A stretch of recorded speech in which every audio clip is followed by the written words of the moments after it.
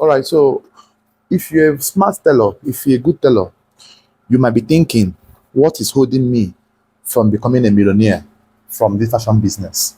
A lot of fashion brands, a lot of people are at this stage or at this level whereby they are good in what they are doing, but they are yet to become a millionaire. Now, let me give you one of the problems you might be facing and tell you how to solve it. In as much as you want your jobs to be tailored by you, most tailors prefer to sew their job by themselves.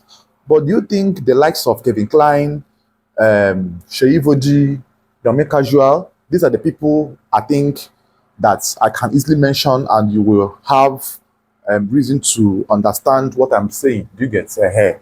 So do you think the likes of Kevin Klein, Sheyi Voji, and all the top designers even Redefined, let me add myself as well.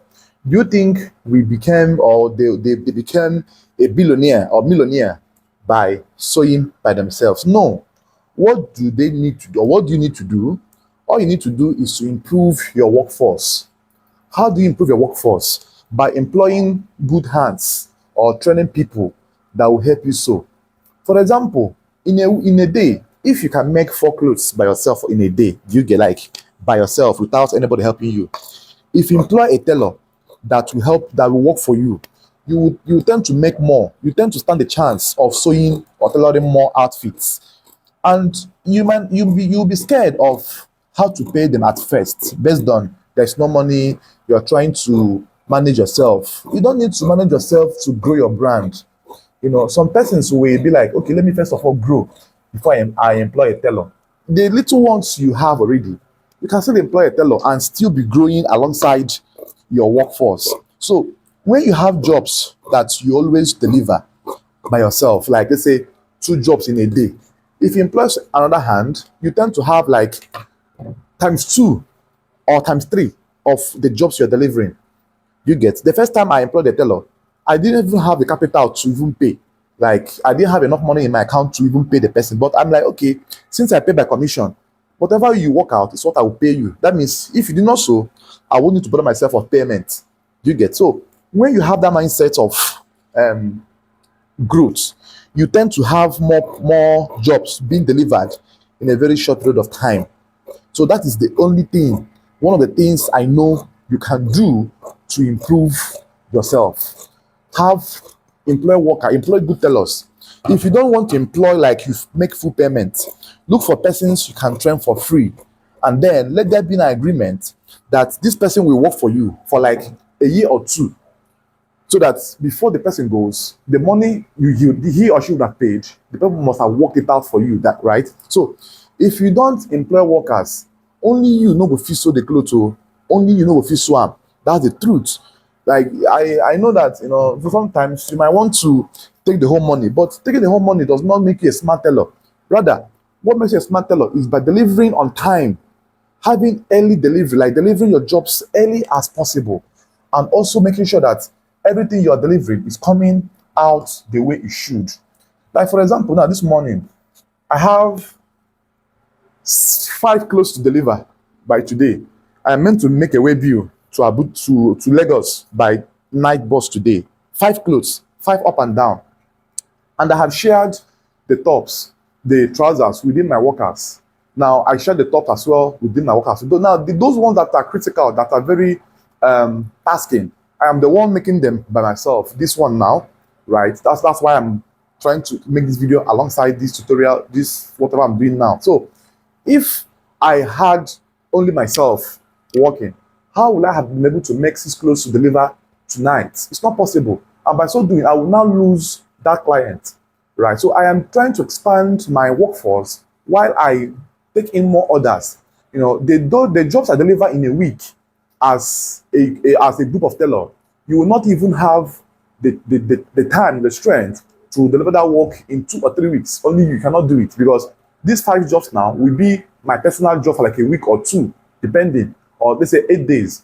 Now, there are people that sew fast, but there are some jobs that are detailed that you cannot even spend more than a day. I'm sorry, you cannot sew more than 1 cloth in a day. You must take time, cut draft, gum, sew, stitch, and finish. So, in as much as there are some outfits that you can sew two, three in a day, but there are some jobs that you must give your time, right? So, I'm trying to encourage you to employ tailors, employ workers, even if you don't have the money to buy machines to employ them. That's the way you do partial employment. How do I mean? By if you know a tailor that is good in what she's doing, what he or she is doing, that maybe within your locality, and you do get jobs, approach the person, speak to the person, how much will you charge me if I contract you this job to do for me? And two of you will agree on price. Then when you now know the price he or she charges, you now know how to, take in jobs and attract your the other designer, right? So you will be able to have 2 or 3 different tailors that can be working for you while you contract them whenever they are working for you. So this is not just an encouragement, it is a practical knowledge of what I do, because most times when you want to have a lot of jobs hanging around right, left and right, if you only want to make these jobs by yourself, you tend to spend more time, spend more fuel, and burn your energy faster. But when you employ workers, if you don't have money to buy machines, like I said, you can contract people that is within your vicinity that are good enough actually, and make sure you give them what they can afford to do. Don't force them to try out something that you yourself know you cannot do, so that you will not be able to make errors. So, and try to source out friends that are tailors that can assist you when you have bulk jobs. So by so doing, if for example the returns you make in one clothes is for example 5,000 naira, like on your own sewing, and when you contract people out, you make 2,500 because you tend to share your income with some other person. Now, when you share that 2,500, when you share that money with some person, on the long run, you tend to make more, like 10 clothes in a week, and you are making more than you do make singular when you are sewing by yourself. So if you want to become a millionaire or even a billionaire, this is the mindset you will use. Have the mindset of an entrepreneur, have the mindset of a CEO, have the mindset of a boss. Don't have the mindset of you're the one that will cut, go to the market, do fitting, do measurement, do everything. It's not possible. It's not possible you do everything by yourself and still have the strength to sew the volume of work you might be getting. Except you don't have jobs at all. Except in a week, you can't boast of 5 to 6 jobs in a week. Except you don't have jobs that run concurrently. If you have jobs that run concurrently, it's advisable that you bring in more hands to help you so that you can expand and grow your brand, right? So this is just an encouragement for some of us who might be thinking, how can they cope? The stress needs to be reduced while you maximize your output.